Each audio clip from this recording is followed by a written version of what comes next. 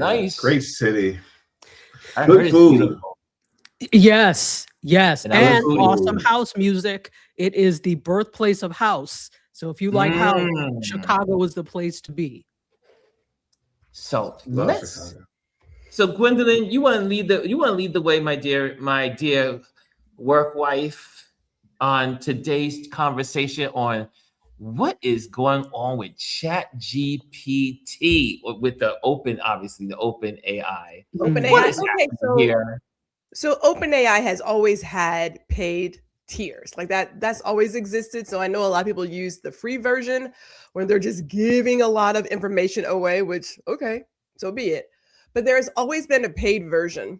As a matter of fact, I read an article a few weeks ago about a gentleman who committed suicide last year, and he was paying $200 a month for his Chat GPT. So they've always had paid versions. What they're doing, though, is Sam Altman, they're getting ready for an IPO, right? And so they are now trying to figure out how do you change these users into these high paying consumer users.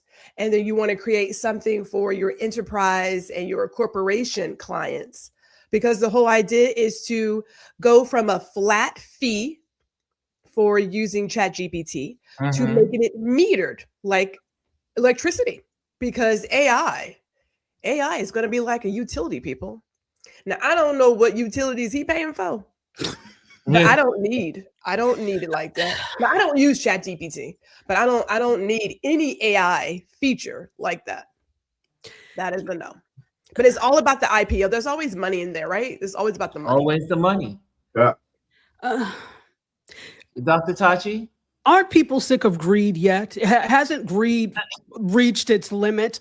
Greed is so 1865. I don't know what this is about. There's enough in this day and age for everyone. So I'm looking now at their business model and I'm like, okay, you've got the flat fee. The way you have that is the best way to draw in new users. So people are already skeptical of using AI. They're already tired of things that are created with AI. The best way is not to change your business model into something that's now what you call a utility, because to me, that's a nice to have, not necessary, because there are others. It doesn't have to be chat. There are others, right? So I don't think that's a smart business model. And to meter it, it's almost going back to the days. Remember the early days of the internet with AOL and those types of things? That was basically metered internet, if you think about it, the way it was set up. Yes. And we've come away from that into the flat fee world where you have these different tiers. And that has worked exceptionally well, because what happens is, as people decide, well, this tier is no longer serving its purposes, I'm going to move up and I'm going to find a way to move up. But if you're charging me now, there's a fee. And then on top of that, there's all these, each time I use it, it's not worth it to me. And mark my words, the other providers are going to take notice of that. And there's going to be, and here's the thing, we know ChatGPT, Gemini, Claude, Perplexity. There are some, but there are other Copilot. ones. My Copilot. Copilot, exactly. Copilot. But there are other ones as well. There are two, in fact, that I know, and I have to remember the name of them, that are founded by Black people. So there are people out there working in this space, and it doesn't require you necessarily. It's just because this is what is available to us, readily available, that we see all the time, that we are marketed to, and so we think this is all we have. But there are other choices. So mess around if you want to and charge us per kilowatt hour. You'll see very quickly. But also, weren't they worried? Well, I would think they would be worried, for instance, there's that the Chinese company that does everything for free, as in AI. I mean, aren't they still around? Well, nothing's actually free. Like nothing's exactly free. Yeah. You're giving away something to get. You have to give up something. It's not free, right? But what we've seen now is, so it's the devil you know or the devil you don't know, actually. So TikTok was sold by the devil we don't know, and now the devil we know has purchased it. And they're even worse. They're far worse. I will because say we know their intentions. There is a current campaign to walk away from ChatGPT specifically, and I want to say the last thing I read, it was like 2.5 million people have already like stopped using it. Trust matters. Now, here, I mean, say again? I don't want to interrupt your thought, but isn't it also because of their connection to the Trump people because of OpenAI? Is that OpenAI or is it OpenCAI or what? There's a lot. There's a lot that's in there.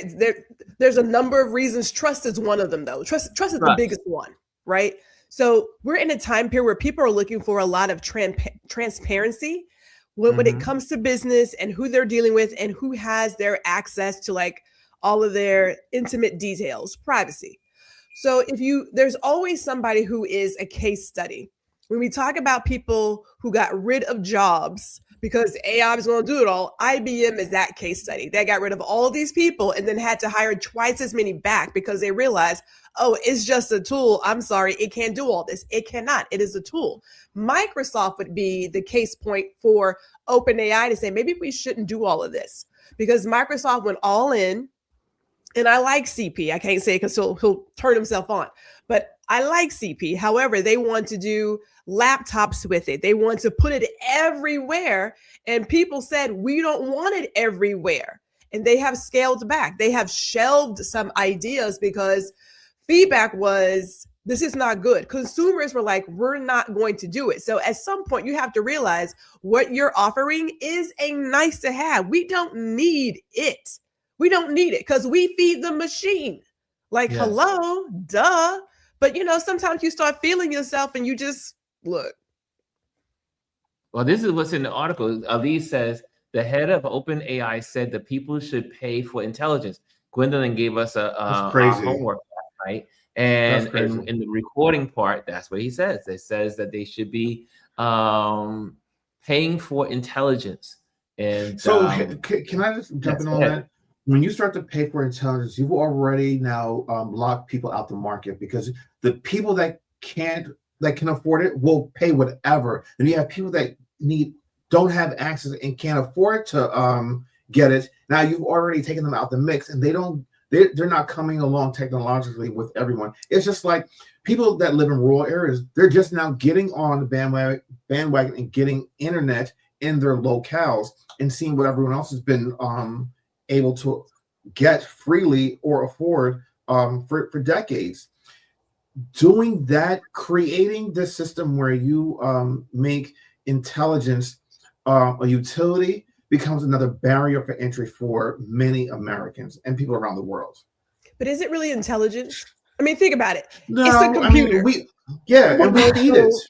So whatever you put in, it spits out. So if you put in some dumb shit, it's going to spit out dumb shit, right? But there are so many things that we know have not been transcribed. All of those things written in cursive that the National Archives are looking for people who can read cursive to help transcribe. Everything's still in here. It won't have that. So it's like, whose intelligence are we actually paying for? Because if you got some dumb stuff, you're not getting anything amazing. I think that's important what you just said about these AI models can't read cursive. Cursive is not a part of the curriculum anymore. It is the dumbing down of human society. How is it that you have this intelligent model that can't read handwriting, like traditional handwriting, cursive? You know what I mean? It's a tool. You have, but are we really paying for intelligence that they created? Because isn't AI collecting the intelligence of all the people around the world? Precisely right. It scrapes. Somehow people have gotten the misconception that AI creates these things out of the air with stars and sparkles. It does not, dear friends, mon frères. What it does is mes amis. What it does is it scrapes the internet and other sources for that information. So we are paying for intelligence, but somebody else's intelligence. So does it mix it a bit? Yes, it does. But the point remains that it came from someplace else. So for you to sit there on your high horse, Friedman, or whoever you are, you have no right to say we should pay for intelligence when you are stealing the intelligence. Who said that? I did. Say it. Jazzy If you says don't, it's a I mean, tool. The key is to master the tool, so you are the subject matter expert. here's And my Gwen, thought. yes, Gwen. The same way that if you're a photographer, you can now write code that allows you to not allow people to download your photos, right? People can try. Now they can do a screenshot. Screenshots, it is what it is, right? But Yes. you just can't go on there and download my images without having access. There's going to be code written, and in my opinion, very soon, that doesn't allow websites to be scraped by AI. It's a natural counteraction, because we get where they're getting it from, right? It's coming from, as Dr. Tati says, it's coming from us. But if you stop getting access to information, if people stop feeding it its images, their own images, what happens? You get this closed loop. So now it becomes, is it of quality? Yeah. Look. Yeah, those are, I mean, when you think about, when I was listening to and I'm reading the article that you sent us, I said, wait a minute, but aren't we all, isn't it like the internet? We're all collectively involved in this process, in this technology, without people, information being scraped up or gorged out like a riverbed. I mean, you wouldn't have any of that information to use. Yeah. Now, here's the thing.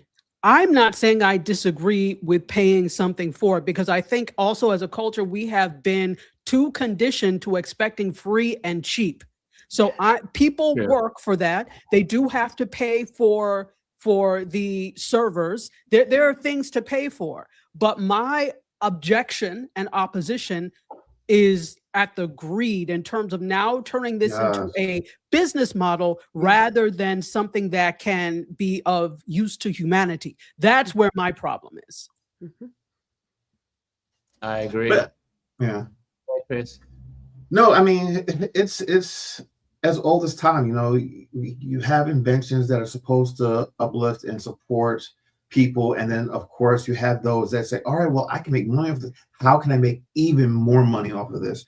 And they just screw everyone else in the mix. And I mean, we're the ones that get screwed. We feed this thing all of our information, and then they turn around and say, well, you know what? Now I'm going to charge you to get that information back.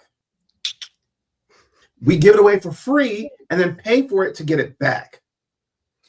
What sense does that make? But are there any other platforms that are considering this, or is this the first one out the box? This is the first one, and this will set the precedent. So you only need one to start. I agree with Chris. Somebody needs to take that leap and see what happens. I go back to it. There's always going to be somebody who's going to be the case study. I don't believe it's going to work in their favor. And I say that only because of what's happening with Gen Z and Gen Alpha. Now, I pay for my Microsoft tools. I like CP. I like it. It doesn't, I'm good. I don't pay for Claude. I don't pay for Perplexity, but they just went through some different stuff over there. So I'm kind of feeling funny about them. So people in their business models, they don't get it. Transparency and trust is going to be, I shouldn't say going to be, it is huge. We didn't realize how much we valued it. They're going to learn. These companies are going to learn. So let them try. But, it's not like all these other AI tools are not free. Like, I mean, there's always a paid model to get more for it. If you decide to go down that rabbit hole, I believe you're going to get burned. And I know they have an IPO or they're prepping for their IPO. I don't think it's going to work in their favor. It's not a good move. And if you don't realize that what you have is not something I need to eat, breathe, and operate, because I have a library card and I still know the Dewey goddamn Decimal System. So I'm good. I don't mind going back, getting out the microfiche and figuring out some stuff. Like, we are perfectly fine, right? But even you say the car, think about that also. For those, I know, like in New York City, the library in New York City does allow you to go in and use the computers and use all that information. So you don't have to pay for a lot of the stuff that you pay for in your private. You don't have to pay for it. You just go to the New York City Public Library, or maybe your own local library. Look. Won't people? But then I'm Go saying, so is this the far. right time when you see prices going up? You see oil is up. People barely can afford to eat. I mean, have you seen some of the news clippings of the Yeah. people that are managing how they don't have enough food to eat? Well, They have to juggle between medicine, food, and paying for the place they're living. But now you want more things to pay for. Mon ami. so I'm gonna jump on that one, and I'm gonna Yes. it'll listen to like our next side conversation. But when the pendulum swings too far this way, again, it doesn't work in your favor. Remember when streaming and cutting the cord was a thing? It was like, I'm cutting the cord because cable's too much. Great Cable's too transition. expensive. And then everybody and their mama, grandmama too, went out and got an app. It was Disney Plus, Discover Plus, CNN Plus, HGTV Plus. Everybody had a plus. And I'm thinking, we don't all need a goddamn plus. Like, what is it? Like, are you serious? And everything became subscription. I'm over it. I said it last year, year before that. I am over subscriptions. Absolutely over it. You bring up an amazing point. That's exactly the way this worked. But now when we look at who's the streamer that's still on top that really started all this? Netflix.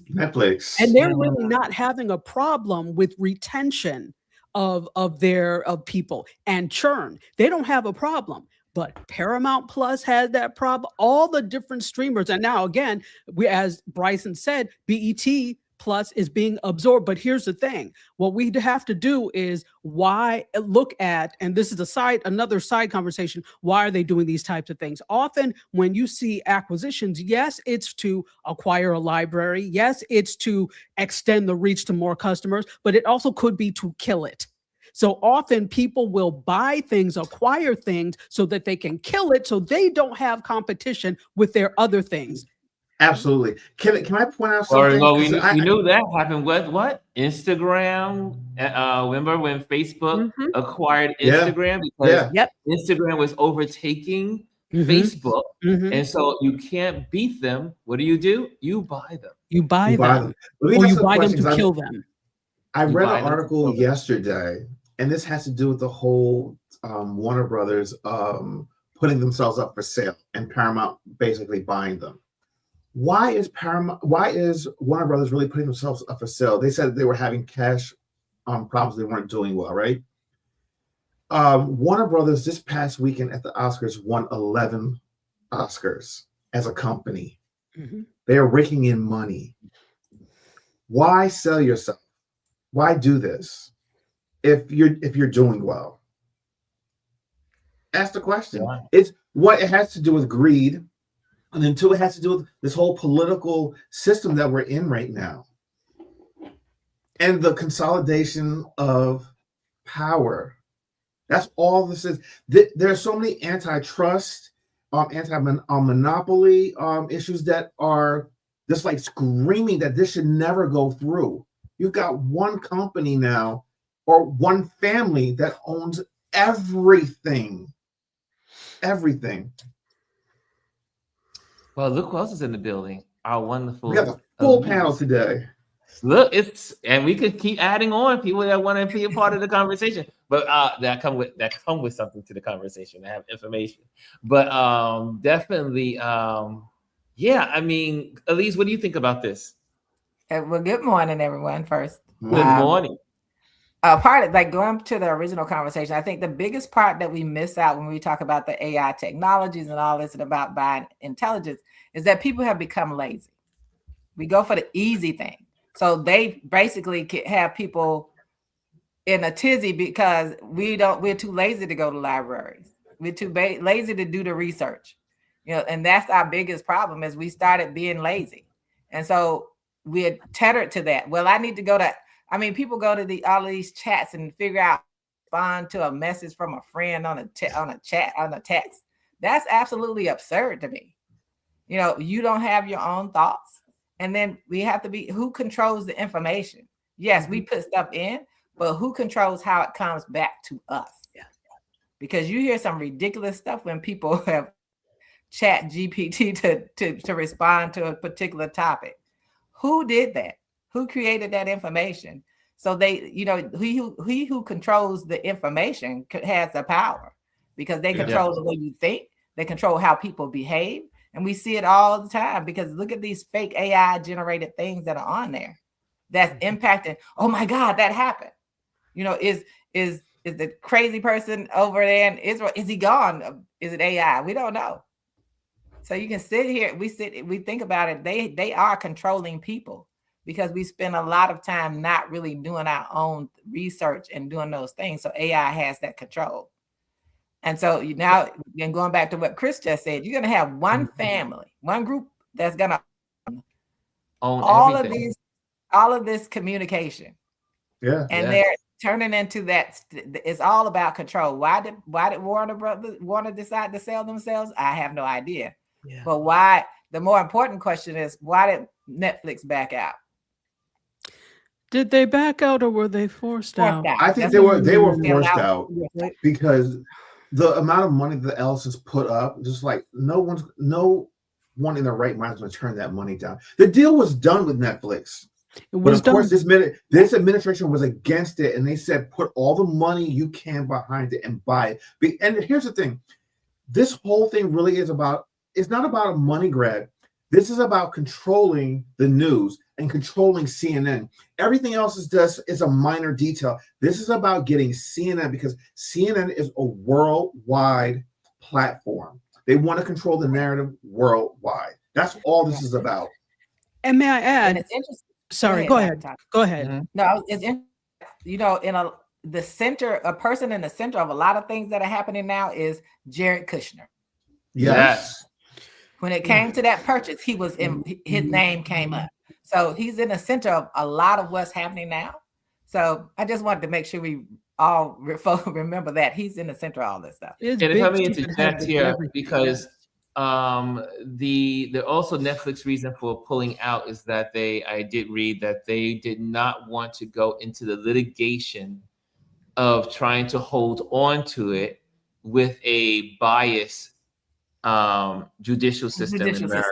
So that is going to be, they didn't want to have to spend all that money just to find out they still couldn't get it because of the stack against them in making sure that justice was truly going to be served.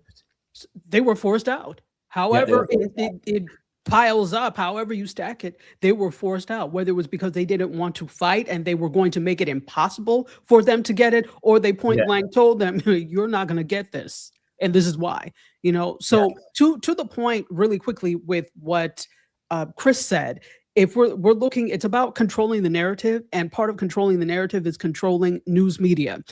If we look at what happened, Voice of America, if you remember, they dismantled they got rid of 1,000 some odd people, and now they're trying to scramble to get them back, but they got rid of 1,000 some odd people. And what they had deals with Reuters and AP. They canceled those deals, and they took a deal with One America News, which we know is an extremely conservative, right-wing news station.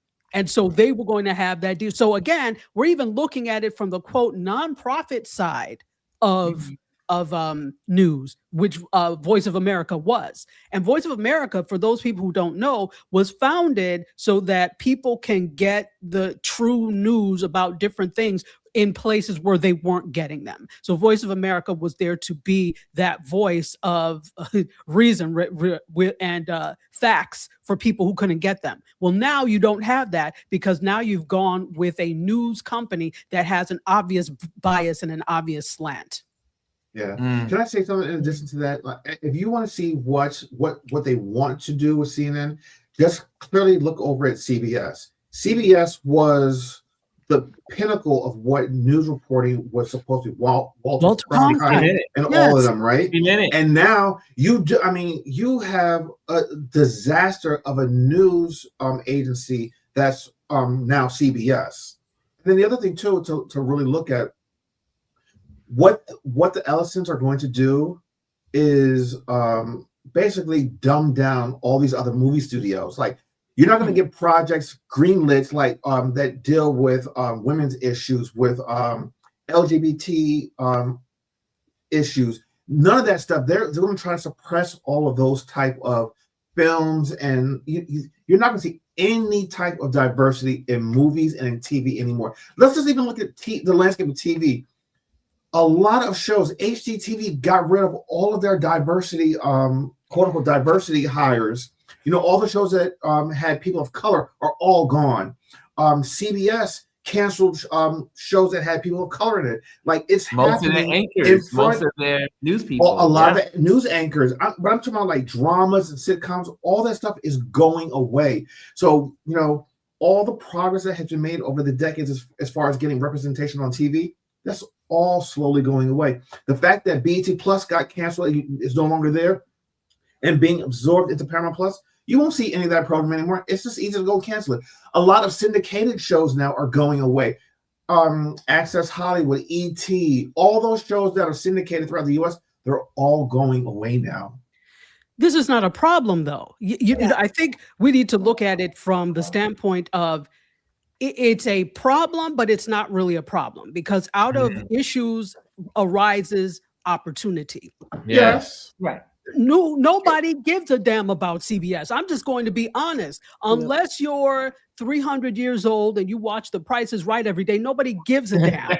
The people that they really need to be looking at are millennials, Gen Z, Gen Alpha, and of course, Gen Beta is coming up. These are the people that are going to be the bread and butter of the avocado toast, okay, of the new age of media. It's not antiquated Methuselah CBS. Nobody cares about them. And so the thing is, we keep giving them more importance than they actually have. If we look at year over year, their audience has gone down, whether it's in the movies or whether it's on television, year over year. If we look at these stupid award shows, and I don't mean to call them stupid, but I do.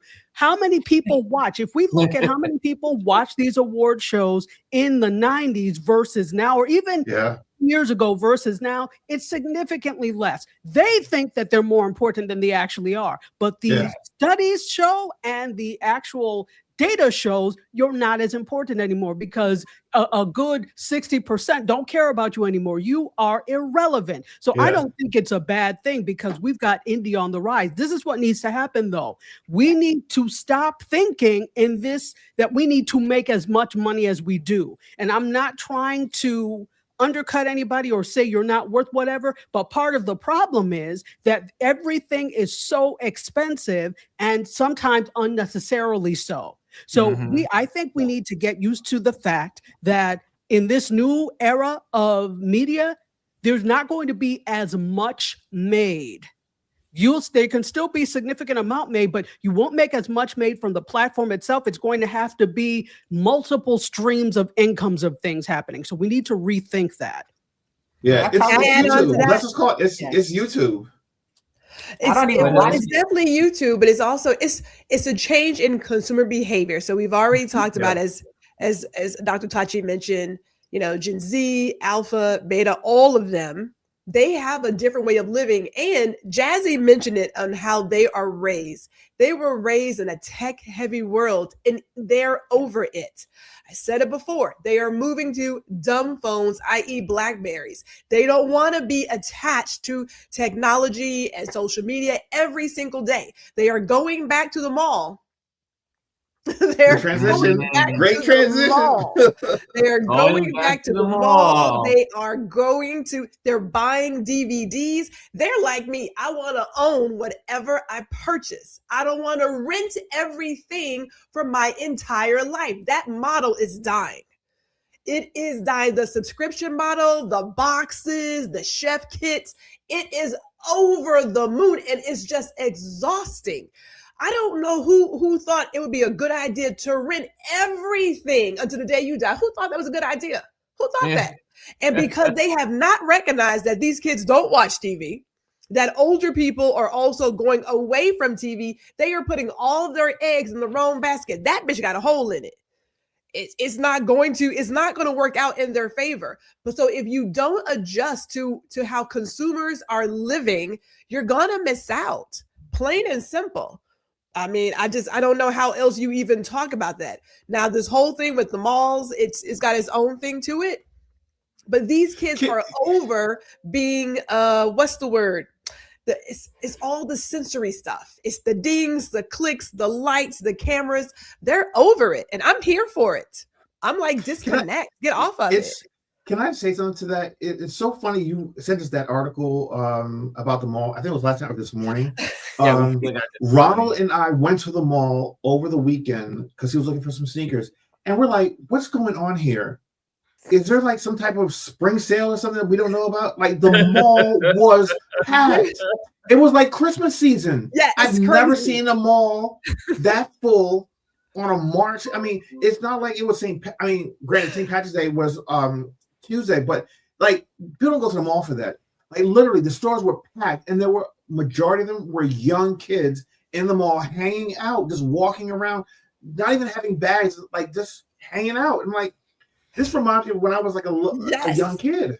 Yeah, it's nostalgia. They are looking for in the real world. I hate that whole phrase. It's like, isn't life already real? But they're looking for person-to-person connection, genuine human connection where they don't have to be on their phone. Are there places where they are particularly looking for photogenic malls? Yes, that still exists. But they also want to be present with other people. I love Sometimes this pendulum swings so far that we forget that we're human first. They want to buy things today.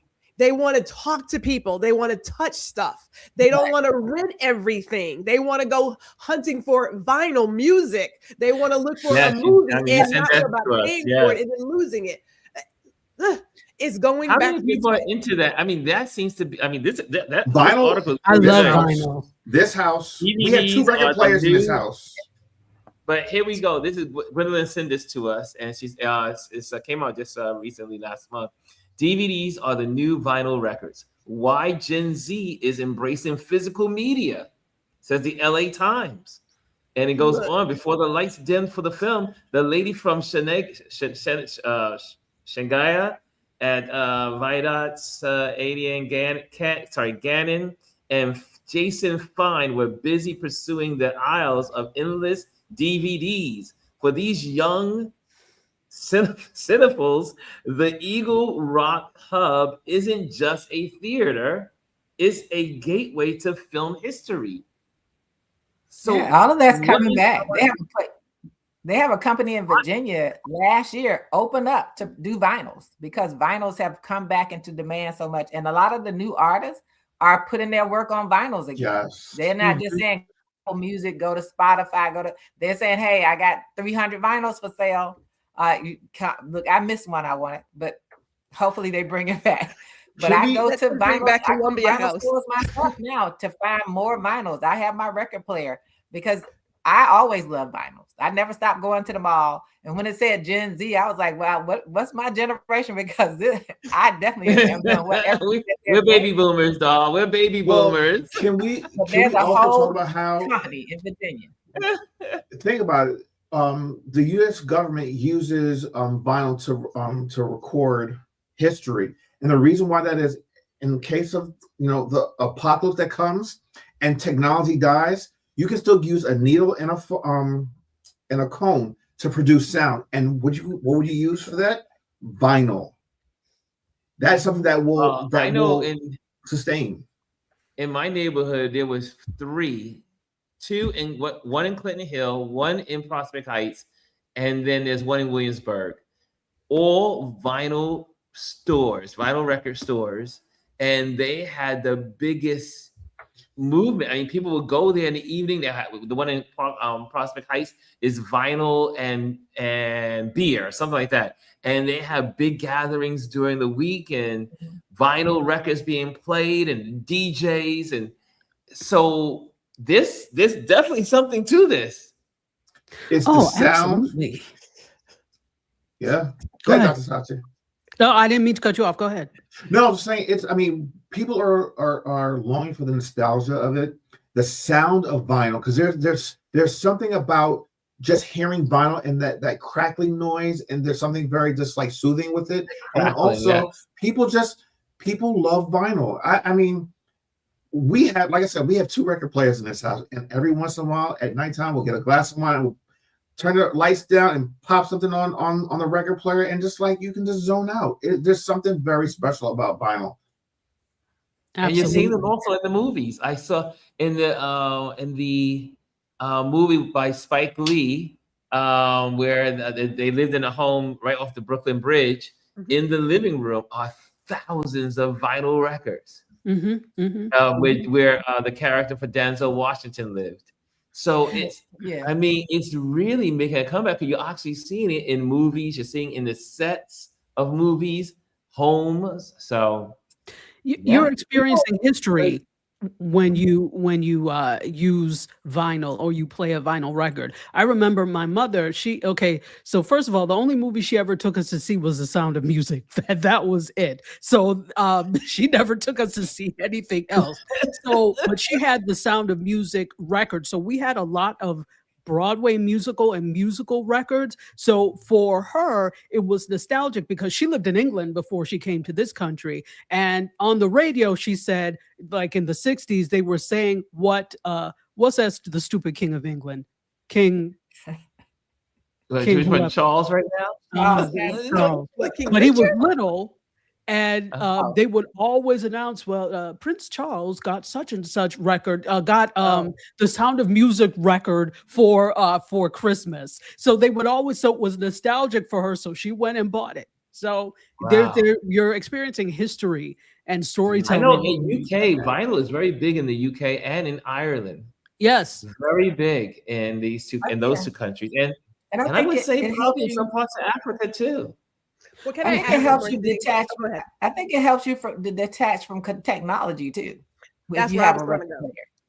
You know, That's we where I don't. was gonna go. Sometimes you don't want to listen to it through a phone or just in a speaker. You just want to touch that vinyl. I bought the Sinners soundtrack. I love movie soundtracks on vinyl. And That's a good one.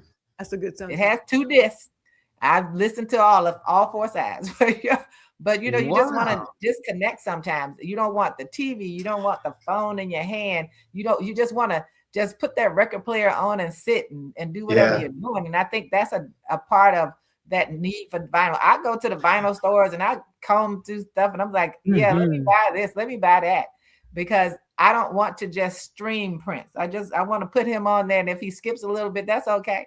Yeah. I just want it in my house because it's it's a multi-sensory experience because there's a tactile touch, visual touch, and you do other things while listening to vinyl. People tend to eat and drink and just have so much experiences with vinyl. Whereas, like, you can pop on your phone, turn on the Bluetooth, but it's not the same thing. It really isn't. It's not. When I was a kid, I know people I do love the crackling sound of the vinyl, but I used to also. I'm weird. I know, but as the needle was going up and down, it was just something about the needle going up and down as the record was rotating, and you saw the needle just slightly moving up and down. It was just like mesmerizing to me when I was a kid. It's not weird. It was a whole experience. It was weird. the crackling. It was the needle going up and down. It was the spinning of the record. It was my mother cleaning the house because she would clean the house, put on a good record, and then we had to all clean up. Like, okay, now take care of the bathroom, you take care of the living room, and you take care of the kitchen. And we had the vinyl record going, but I do remember my father's first purchase, like you would say modern, other than we got it, we had, that I think we might have still had the wood burning stove, but anyway, that's a different subject, was a record player, a tan and brown record player, ones with the lid that came down. So I grew up with the 45s and all of those. And the 33s. Remember the 33s? Just dancing in the living room with my family. That was his first person. We didn't have a TV yet, but we had that record player. And so that's what record players mean to me. It's like takes me back to childhood. So when I spin a record and I have even if it's a 45, whatever I spin, I'm sitting here listening because it brings me nostalgia, but it also brings me peace too. I think it's mindfulness, and I appreciate all of the X and the millennials doing whatever they did for parenting. Personally, some of it is garbage parenting, but we put a lot of technology in front of our kids at a very young age. Nothing against the tablet. I think it's fine. Most of us grew up outside. We played outside all day. We drank water from a water hose, and we knew how to come home like goats in Jamaica. We knew how to come home. We didn't have to be told anything, right?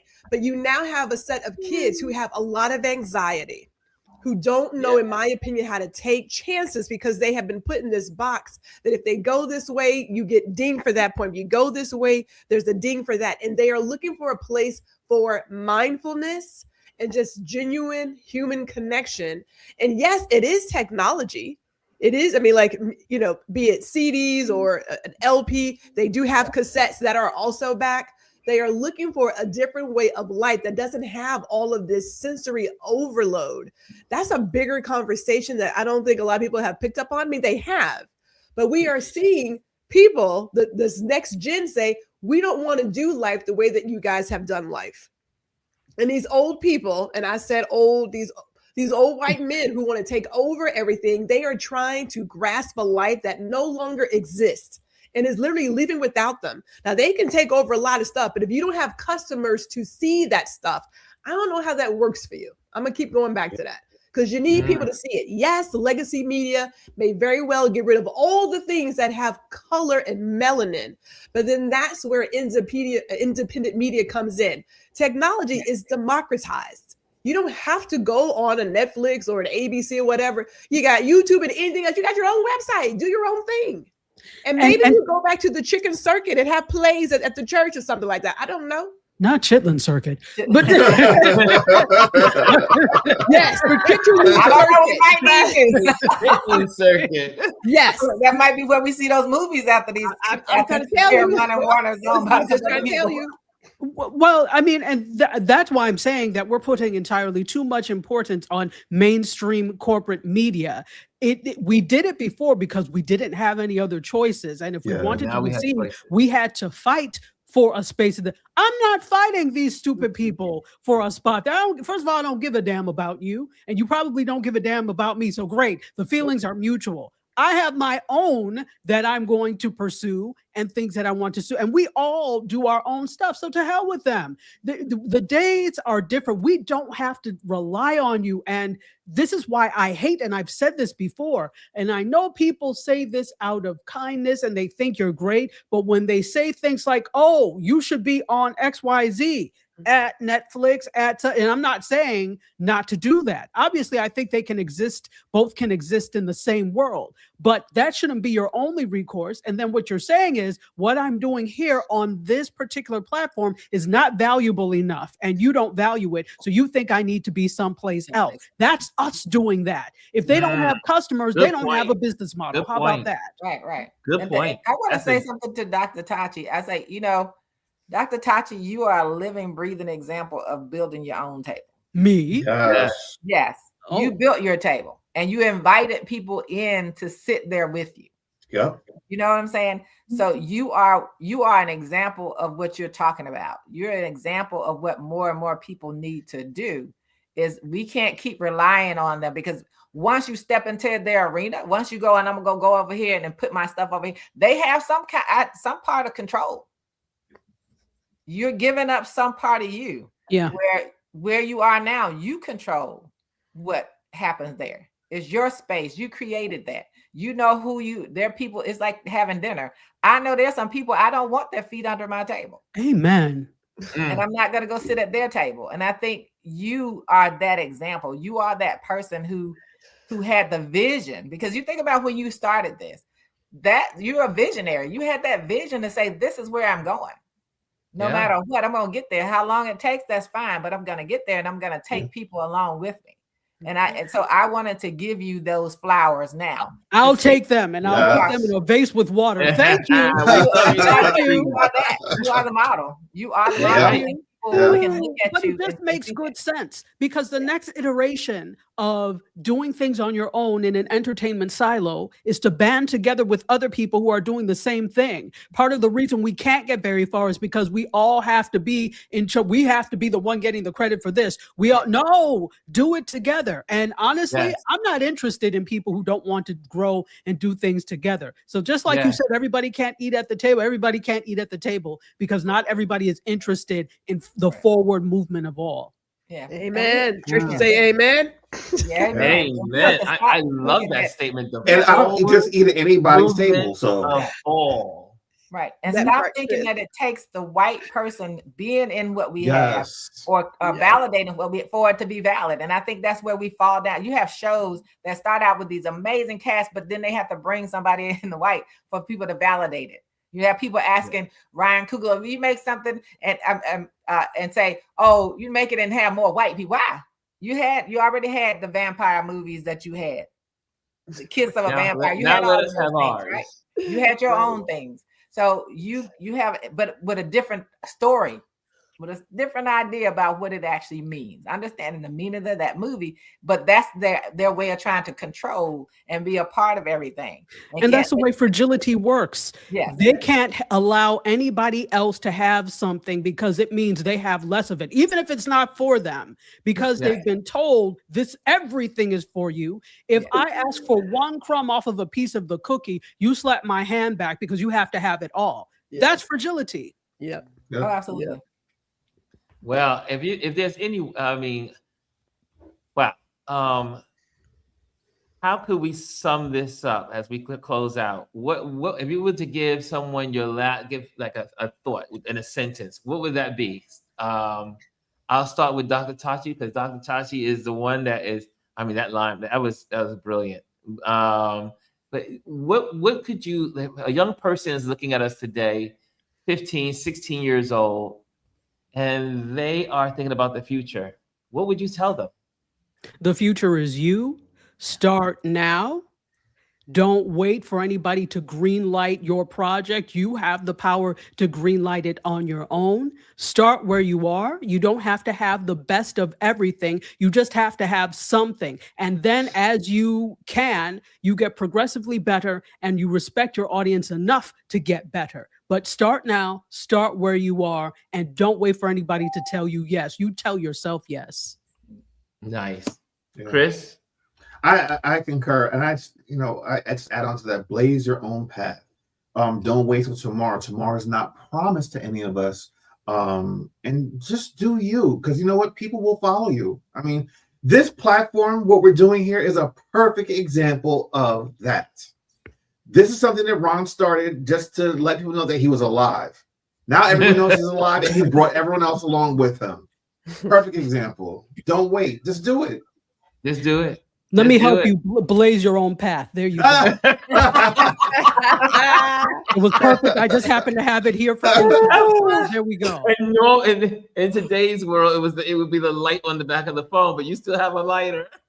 I Nostalgia. travel with matches. I stay ready to burn some bridges. So yeah. But remember when we used to go to concerts and the lighters used to come out? Remember? I remember. Gwendolyn, what's your thoughts for someone that's getting ready to Here are start my it two out? thoughts. Here are my two Yeah. thoughts. Number one is define your own success. Define what success means to you, not what your mom and your daddy, somebody else said. Do that. And then recognize that you have a story to be told. You're here for a reason. Tell your story and tell your story your way. Plain and simple. Because everybody thinks they have to look a certain way and be a certain way. And I'm not popular enough. And that's all baloney and BS. It's a mind game to keep you small. So I'm telling you now, take that match, burn all that shit, and then tell your story. There you go. I love it. I love it. Elise? What I would say to the young people is get out of the box. Really. Get off the box, get out of the box, find out who you are. And what I'll say to, because, you know, as a parent of grown-ups, when they were young, it wasn't my box to build. It was theirs to decide what they wanted to be, who they wanted to be. And I think that parents have to help those young people grow, encourage them to find out who they are and Yes, every now and then there's a correct, but let them be free. And I think we just hold them hostage so long. And I think young people, speak up to the adults in your life. Let them know who you are, what you want, what your passions are. And I think that's what young people need to do, just free themselves, because get off the box, because the box is influencing how you find out how you really think. Get off the box, write your own story on some paper. Start using paper and writing it down, or typing it if you can, because they have some writing issues. But get off the box and get out of the box. That's what I would tell you. Right and right. Well, before we close out, also I see all the quotes. We're gonna go right to our betters, and so just if you're in the building, make sure you put your information or kind of chat in our community. I've been sharing my journey traveling here around these 4 countries and 9 cities and towns into this community chat, and people are responding, which is great to see. Interaction. And so be a part of our YouTube community. Just join, just hit the tab community.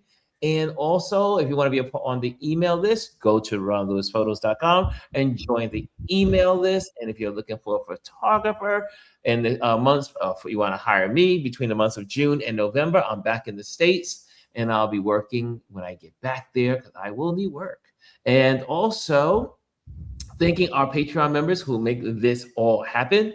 They provide the finances to make sure the bills are paid.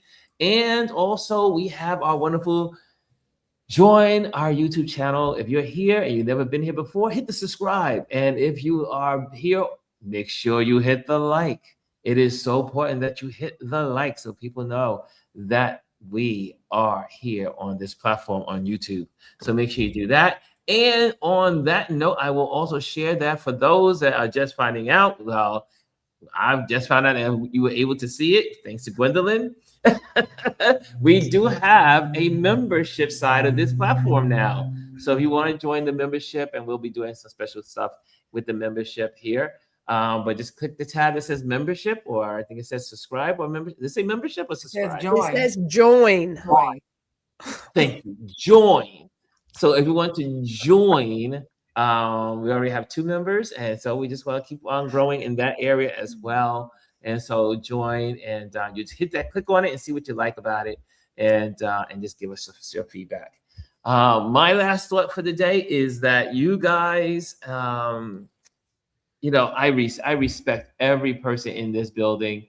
You bring so much to the table, and why this is such a great topic. And I love how we were able to transcend from technology to our basic lives, and just using everyday things like, the vinyl records, going back and thinking. And I love when we are able to reminisce, and we all have those in this platform. We love to have those nostalgic moments, and that we get to talk about it. Like Jazzy Jazz was saying, she remembers laying on the floor and hearing the music going and the crackling of the record. I mean, I think those moments of memory. You just got a bunch of new members. Yeah. Yes. 4 new members. Yeah. Yay. Oh, is there another member? Is there another member? Wait, who's the member? Two new members. Oh, members. Look at the members. Oh my gosh.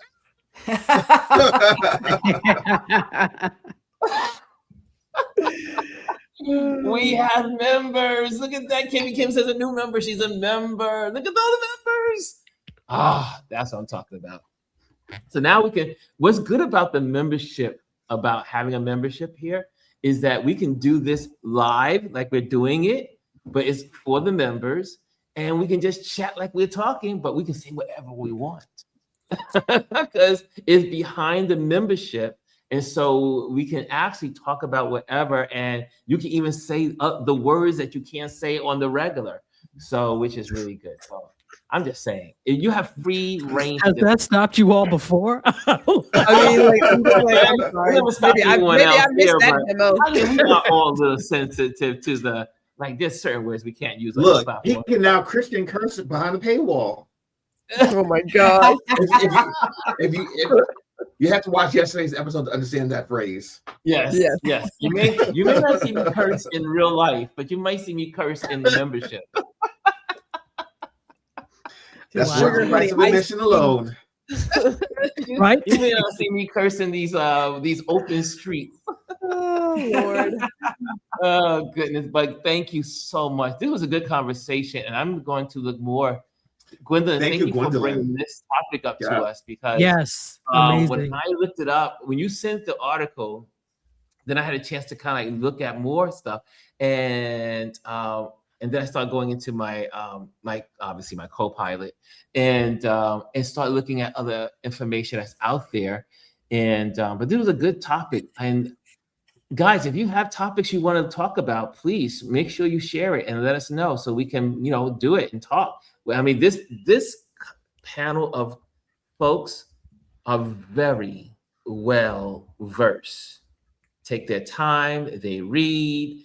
No one here is just sitting here like, oh, you know what? It's just pulling it out of our butts and just start talking. There are people here that literally read. You have people that are in these industries. We lose Ron too? Yeah, so everyone's here. So everyone's here now. Everyone's here. Chris is back. Okay, guys. Oh, thank you for all the new members. Isn't that wonderful? Oh God. What's that, Tashi? I said, isn't that wonderful? Yes. And Tashi, thank you for coming to us at the drop of the ask. Drop of the what? Ask. Oh, Not, it's not like ask, right? It's like ask. There's the K there. I'm doing phonetic spelling with the keys. So, I try to get the K in there. I try to get that. I can tutor you right now. Ask. There's the K there. Ask. I said asterisk. ask. Not asterisk. It's like asterisk. It's like the Get all the letters. Get all your consonants. Get them all in. Ask. Yes, there we go. There we go. New member. Yeah. Who's a new member? Okay, let me. Rashawn. Wait, I think I could do this. Can I? How does this work? How can I get this on this? Okay, there we go. There we go. I can pop them on the screen just like that. Okay, there we go. So we got the Mimi in the building. Thank you, the Plus MBA. Look, there we go. We got to put the new members on the board. We can't just let them go. We got to celebrate the new members. Kimmy Kim became a YouTube member. Who else is in the building? Hey, Rashawn says became a new member. Okay, there we go. I just want to make sure we celebrate the new members. Okay, there we go. He said all the vowels too. Make sure you get the vowels in. Yes. Okay. I'm having too much fun with you guys. I gotta let you guys go though. Anyway, tomorrow's our Focus Friday, and we'll be talking about YouTube channels and Instagrams that encourage, inspire, and inform. So we'll be doing that tomorrow. Chris and I will be doing that tomorrow as we normally do. And we're going to do our homework, and we're going to have some good stuff there. And also, you as the community, if you have channels that have inspired you, encouraged you, make sure you come with them so we can all, we can share them and we can learn together. Okay, we're out of here. Goodbye, folks. Thank you. Thank you, new members. I'm calm.